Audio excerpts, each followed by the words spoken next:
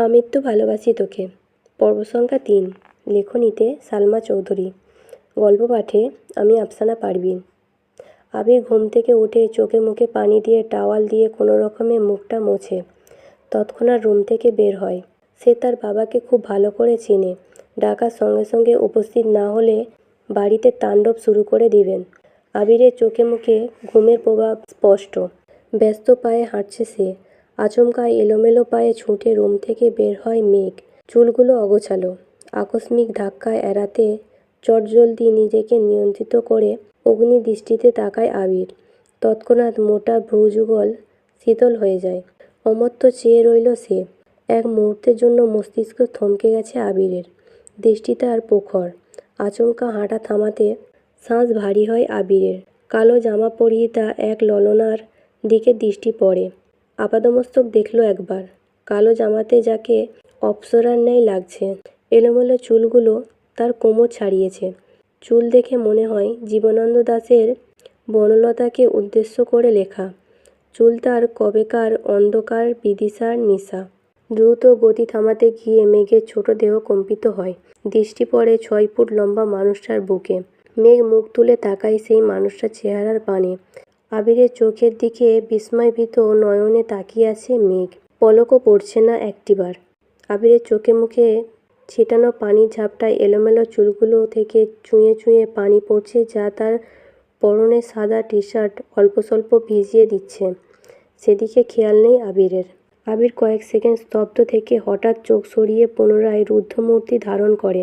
সবেগে হাঁটা দেয় সিঁড়ির দিকে। পিছন থেকে অষ্টাদশীর কোমল কণ্ঠে ডাক শুনে থমকে দাঁড়ায় আবির। তবে পিছনে তাকানোর প্রয়োজন মনে করেননি সে। মেঘ ভয়ার্ত কণ্ঠে বলে, থ্যাংক ইউ আবির ভাই। আবির শুনল কি না জানে না। এক মুহূর্ত দাঁড়িয়ে যথারীতি ব্যস্ত ভঙ্গিতে নিচে নেমে যায়। মেঘ ঠায় দাঁড়িয়ে আছে দরজার সামনে। থরথর করে কাঁপছে মেঘের হাত পা। মেঘের মনে হচ্ছে ভো ভো করে ঘুরছে সমগ্র পৃথিবী। কেন জানি দাঁড়িয়ে থাকার শক্তি পাচ্ছেন মেয়েটা। নিজেকে নিয়ন্ত্রিত করতে তাড়াতাড়ি দেওয়ালে ঠেস দিয়ে দাঁড়িয়েছেন। এতগুলো বছর পর আবিরের চোখে চোখ রাখল মেঘ। ভেতরটা ভয়ে আঁতকে উঠছে বারবার। অন্তরাত্মা শুকিয়ে যাচ্ছে মেঘের। সোফায় বসে আছেন দুই ভাই। বাড়ির মহিলা রান্নাঘরে কাজে ব্যস্ত থাকলেও নজর তাদের এদিকে। কি হবে কে জানে। আলী আহমদ খান নিজের গাম্ভীর্যতা বজায় রেখে এক প্রকার হুঙ্কার দিয়ে প্রশ্ন করলেন, তুমি নাকি বাইক কিনেছো? এই কথায় হুঁশ ফিরে অষ্টাদশীর। কিছুটা স্বাভাবিক হয়ে দুপা সামনে এগিয়ে বারান্দার সাইডে দাঁড়িয়ে নিচে তাকায় মেঘ। নিচে সোফায় বসা আব্বু আর বড় আব্বু। তাদের থেকে কিছুটা দূরে দুহাত ভাঁজ করে শটান হয়ে দাঁড়িয়ে আছে আবির। জি, ভাবলেশীনভাবে উত্তর দেয় আবির। কিন্তু কেন? পুনরায় হুঙ্কার দেন তার আব্বু। আমার বাইক কেনার ইচ্ছে ছিল, তাই কিনেছি। তুমি জানো না এই বাড়িতে বাইক কেনা বা চালানো নিষেধ? এবার প্রশ্নটা চাচ্চু মোজাম্মেল খান করেছেন। হ্যাঁ জানি। ২০-৩০ বছর আগে কি ঘটে গেছে তা নিয়ে আতঙ্কে থাকার কোনো মানে হয় না। যদি কপালে খারাপ কিছু লেখা থাকে তাহলে সেটা ৭ সমুদ্র পাড়ি দিয়ে হলেও আসবেই। সেটা আমি ঘরে বসে থাকলেও হবে আর গাড়িতে চলাচল করলেও হবে। তোমরা দুই ভাই কি নিজেদের মর্জি মতোই চলবে? আলী আহমদ খান রাগান্বিত স্বরে প্রশ্ন করলেন। বাইক কিনা যদি নিজের ইচ্ছে মতো চলা হয় তাহলে আমি দুঃখিত আব্বু। এ ব্যাপারে আমি নিজের মনের কথাই শুনব। আমাদের নিজস্ব ৩টা গাড়ি আছে। এত গাড়ি কেন কিনলাম? তোমাদের জন্যই তো। মোজাম্মেল খান কোমল স্বরে বললেন, গাড়িতে চলাচল আপনাদের ইচ্ছে তাই আপনারা গাড়ি কিনেছেন। আমার গাড়িতে চলাচল করতে ভালো লাগে না, তাই আমি বাইক কিনেছি। এটা নিয়ে এত কথা বাড়ানোর কি আছে চাচ্চু? তোমাদের বাইক সম্পর্কিত জেরা শেষ হলে আমার তোমাদেরকে একটা গুরুত্বপূর্ণ কথা বলার আছে। আবির আব্বুর দিকে তাকিয়ে কথাগুলো বলল। এতক্ষণ বাড়ির মহিলা রান্নাঘরে থাকলেও এবার আর থাকতে পারলেন না। এক ছুটে সবাই ড্রয়িং রুমে চলে এসেছেন। মেঘ তীক্ষ্ণ দৃষ্টিতে তাকিয়ে আছে আবিরের দিকে। এই বাড়িতে এত বছরে কাউকে গলা উঁচু করে মুখের ওপর কথা বলতে শোনেননি সে। তানভীর ভাইয়া যত মেজাজ দেখিয়েছে সব মেঘের ওপর। বড় আব্বু বা নিজের আব্বুর মুখের ওপর কথা বলার সাহস হয়নি তার। আবির ভাই ২ দিন হলো এসেছে। আজই বাবার মুখের ওপর নিজের মর্জি শোনাচ্ছে। এখন মেঘের মনে হচ্ছে উনি হিটলারের থেকেও বড় মাপের কিছু। মনোযোগ দিয়ে বাকি কথা শোনার চেষ্টা করছে মেঘ। আবির বলল, আব্বু চাচ্চু, আমি অনেক দিন যাবৎ চিন্তাভাবনা করেছি নিজের একটা কোম্পানি শুরু করার। তোমরা অনুমতি দিলে কাজ শুরু করব। মোজাম্মেল খান ও আলী আহমদ খান দুজনেই মাথায় যেন আকাশ ভেঙে পড়েছে। এত বছর ছেলেকে বাইরে রেখে পড়াশোনা করিয়েছেন, দেশে এসে নিজের ব্যবসার হাল ধরবে, দেশে পা দিতে নিজের কোম্পানি খোলার চিন্তাভাবনা করছে ছেলে। মোজাম্মেল খান চিন্তিত কণ্ঠে বললেন, আমরা তো ভেবেছিলাম তুমি পারিবারিক ব্যবসাকে এগিয়ে নিয়ে যাবে। আবির কিছু বলার আগে আলী আহমদ খান বলে উঠলেন, ঠিক আছে, তুমি পড়াশোনা করে এসেছো, তোমার নিজস্ব মতামতের গুরুত্ব আমরা অবশ্যই দিব। তোমার নতুন কোম্পানি নিয়ে আমাদের কোনো আপত্তি নেই, তবে আমার একটা শর্ত আছে। তুমি আমাদের কোম্পানির সিইও হবে। আগামীকাল শুক্রবার অফিস ছুটি, তাই তুমি শনিবারে অফিসে যাবে। তোমাকে অফিসিয়ালি সিইও পদ দেওয়া হবে।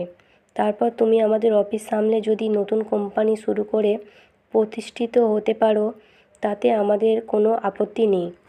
বেস্ট অফ লাক মাই বয়। আবির যেন আগে থেকেই জানতো এরকম কিছু হবে, তাই তার মধ্যে কোনো পরিবর্তন দেখা গেল না। এতটুকু বলে সোফা থেকে উঠে রুমের দিকে হাঁটা শুরু করলেন আবিরের আব্বু। কয়েক কদম এগিয়ে আবার দাঁড়িয়ে আবিরের দিকে তাকিয়ে রুদ্ধকণ্ঠে বললেন, আমরা কোম্পানি সামলানোর জন্য সারা জীবন থাকবো না, তোমাদেরকে দায়িত্ব নিতে হবে। তুমি না পারলে তোমার প্রাণপ্রিয় ভাই তানবীরকে বলো রাজনীতি ছেড়ে ব্যবসায় আসতে। তারপর তুমি তোমার মতো নিজের কোম্পানি খুলতে থাকো। আবির চোয়াল শক্ত করে বাবার দিকে তাকিয়ে বলে উঠল, তানবীর রাজনীতিই করবে, ওর মাথায় ব্যবসা ঢোকানোর কোনো দরকার নেই। শনিবারেই অফিসে আসবো আমি একাই সব দিক সামলাতে পারবো। তোমরা দয়া করে তানবীরকে মুক্তি দাও, নিজের মতো করে রাজনীতিটা করতে দাও ওকে। তোমার শর্ত যেমন আমি মেনে নিয়েছি, তোমাদেরকেও আমার একটা শর্ত মানতে হবে। সেটা হলো আমি আমার মন মতো কাজ করব। আমার যখন যেখানে প্রয়োজন হবে নিজের কাজ গুছিয়ে আমি চলে যাব, তখন আমাকে কোনো প্রকার বাধা দিতে পারবে না কেউ।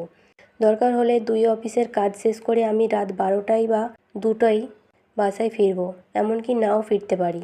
এতে তোমাদের যেন মাথা ব্যথা না হয়। একদম এ কথাগুলো বলে কোনো দিকে না তাকিয়ে দ্রুত পায়ে বাসা থেকে বের হয়ে যায় আবির। আলী আহমদ খান কয়েক মুহূর্ত দাঁড়িয়ে কোনো কথা না বলে রুমের দিকে হাঁটা দেন। পিনপতন নীরবতা বাড়িতে। সোফায় বসে আছেন মোজাম্মেল খান, কাছেই 3 যা একজন আরেকজনের দিকে তাকাচ্ছে বারবার। তাদের আবিরের প্রতি পূর্ণ বিশ্বাস আছে। কিছু সমস্যা হচ্ছে বাইরে দুনিয়া সামলাতে গিয়ে, নিজের প্রতি না যত্নহীন হয়ে পড়ে ছেলেটা, এটাই তাদের চিন্তার বিষয়। নিজের উপস্থিতি মানুষগুলোর মধ্যে চিন্তার ছাপ দেখা গেল। ওপরে দাঁড়িয়ে এক প্রকার বিনোদন উপভোগ করছিল মেঘ।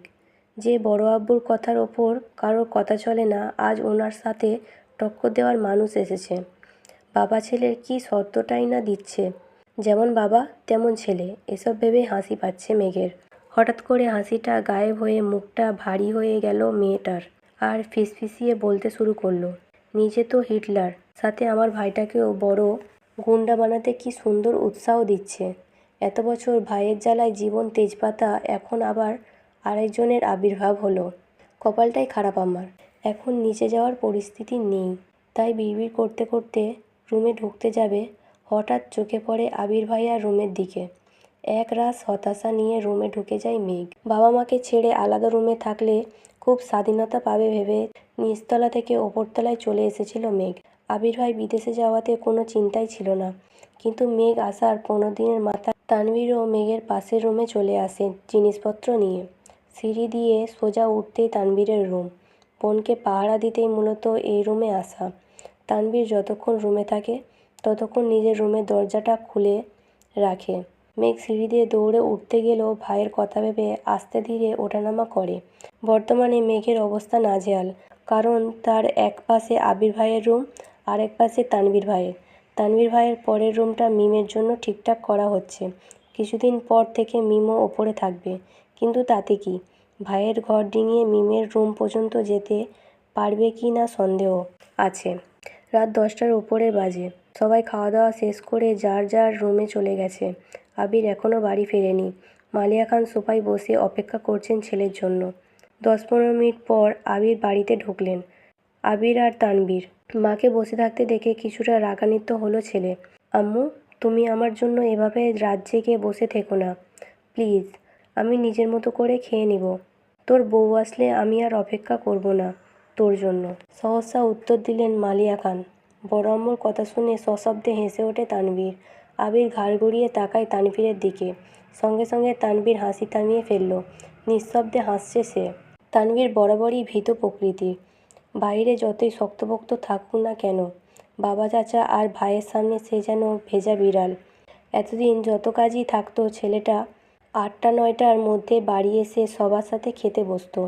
কিন্তু আবির ফেরাতে টাইম শিডিউলে কিছুটা পরিবর্তন হয়েছে ছেলেটার। আবির মায়ের উদ্দেশ্যে ঠাট্টার স্বরে বলে উঠল, এর উল্টোটাও তো হতে পারে। যেমন তোমার বৌমা তোমার কোলে ঘুমিয়ে গেল আর তুমি তাকে ঘুম পাড়াতে পাড়াতে আমার জন্য অপেক্ষা করলে। ছেলের এরকম ঠাট্টায় ভ্যাবাচ্যাকা খেলেন মালিয়া খান।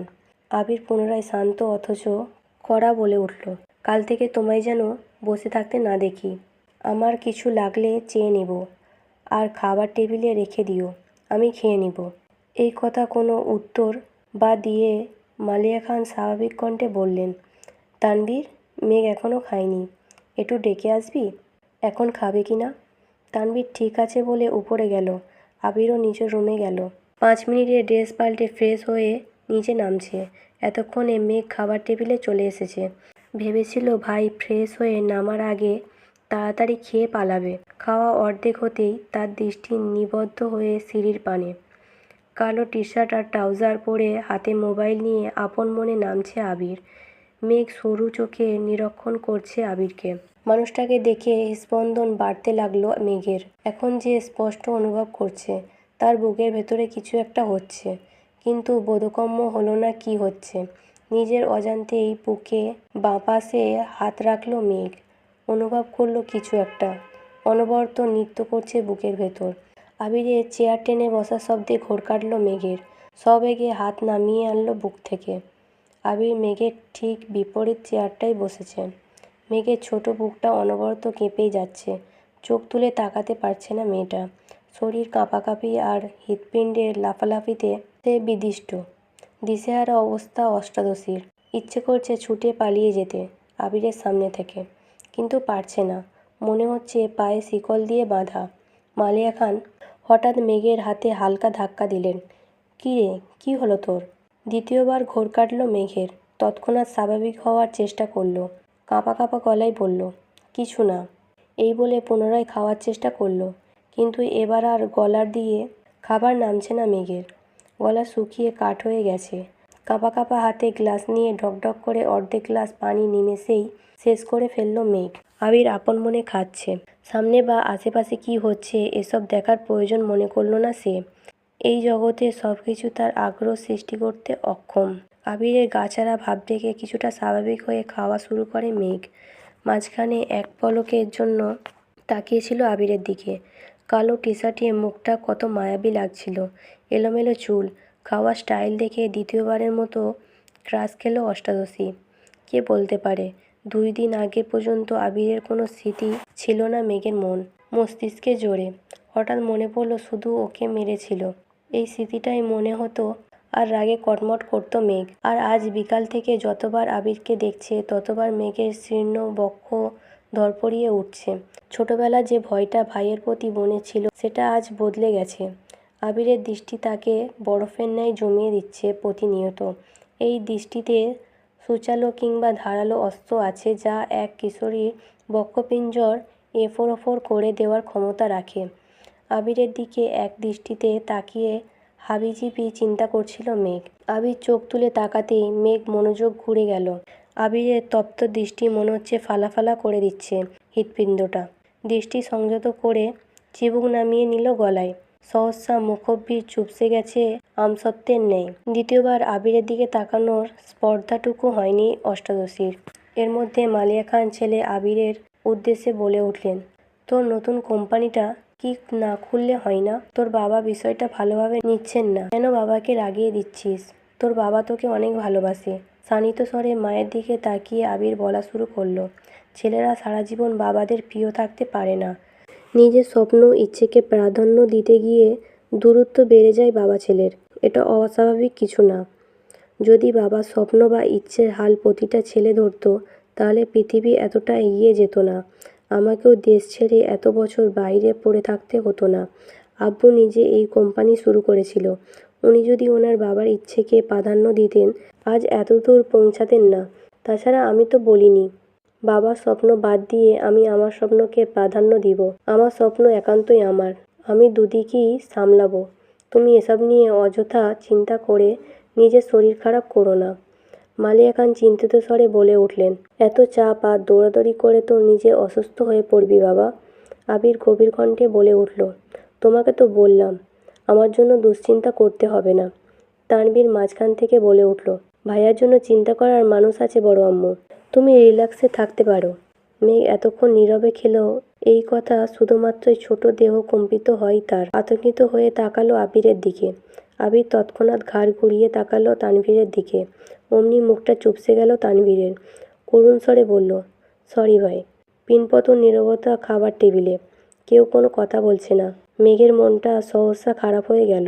তানভীর আবিরের একনিষ্ঠ ভক্ত, এক কথায় দুজন দুজনের বেস্ট ফ্রেন্ড। আবির গুরুগম্ভীর স্বভাবের, রাগী, কথা কম বলে, কিন্তু দিন শেষে আবিরের অপ্রকাশিত আবেগগুলো তানভীরকে শেয়ার করে এসেছে এত বছর, এমনকি এখনও। আবিরের থেকেও বেশি তানভীর ভালোবাসে আবিরকে। আবির যদি বলে সারা রাত এক পায়ে দাঁড়িয়ে থাকবি, তানভীর তাই করবে।